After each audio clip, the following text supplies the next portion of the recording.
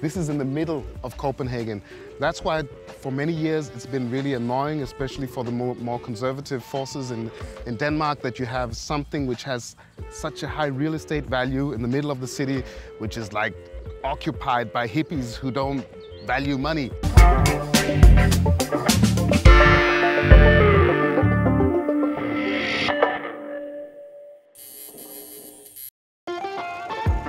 We really don't have to look very far to find a different model. In the middle of Copenhagen lies the free town of Christiania, a place that has resisted the market economy. Seriously. And this independently run neighborhood has neither exploding housing markets nor issues with gentrification. And that's because people here don't own their houses. They share this place, the whole place. Christiania was first established in 1971 by a group of hippies occupying abandoned military barracks. They developed their own set of social rules, completely independent of the Danish government. The squat was officially recognized in 1989, and it's been called Europe's greatest social experiment. Operating under special terms for 40 years, Christiania's residents have been in constant conflict with the government, who was hoping to tear it all down. But they managed to win most of the fights and have been able to stay. Although residents still pay taxes and fees for utilities and general services, they have kept their unique rules, and Christiania remains a self-governing district. This is some of the most expensive real estate in Denmark, and this also shows the proximity of Christiania to the city. I mean, it's right there, right? Yeah, this is in the middle of Copenhagen. That's why for many years it's been really annoying, especially for the more conservative forces in Denmark, that you have something which has such a high real estate value in the middle of the city, which is like occupied by hippies who don't value money.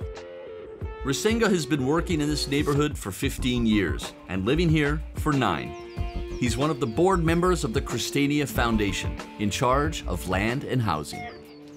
So how independent is Christiania? I mean, really the original concept was creating your own better world here and, you know, not cut off from society at large, but just independent.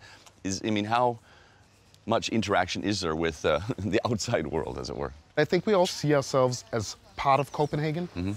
And Copenhagen is also really feel that Christiania is something that's a part of Copenhagen. So we don't have our own schools, we don't have hospitals. There we sort of partake in society like everyone else. Probably like 70% of people who live in Christiania work in jobs in the city.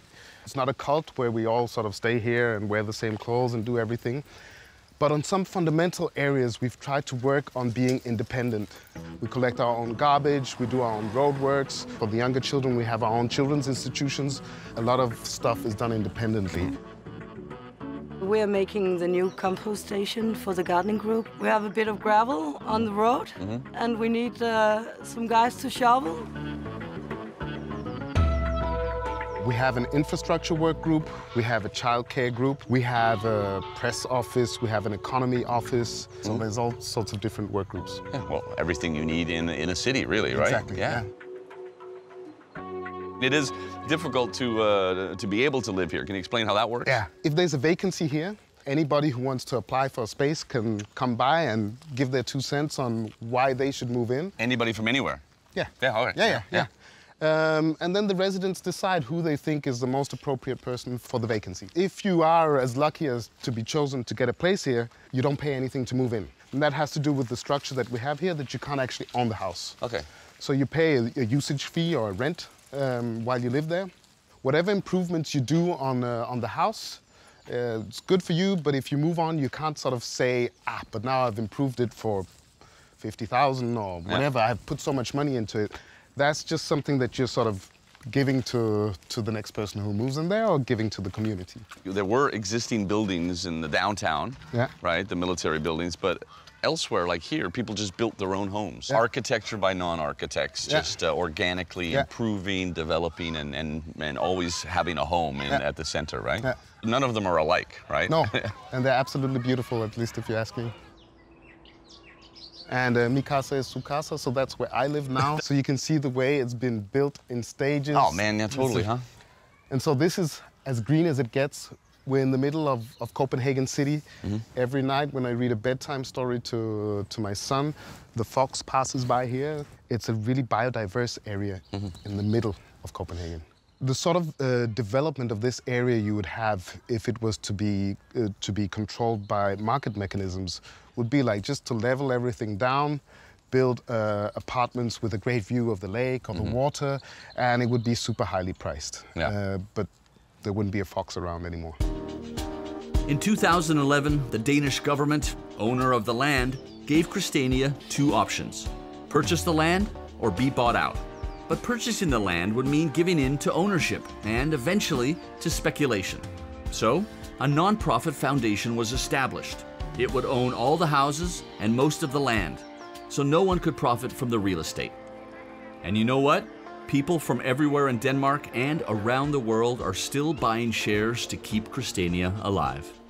What's quintessential for us is that the way things are built here is, first of all, environmentally sound, and secondly, socially sound. And I think a lot of the housing problems that we have around the world could be solved if we took out the element of speculation. If we really saw it as housing as being something that has to be publicly available.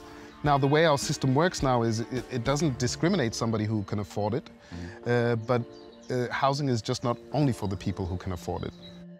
Copenhagen has a huge housing problem, and it seems somewhat unfair that Christiania, with all that land, has a very restrictive growth model, even if that model is noble.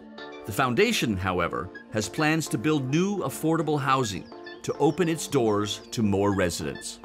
So the whole Christiania model, is it scalable?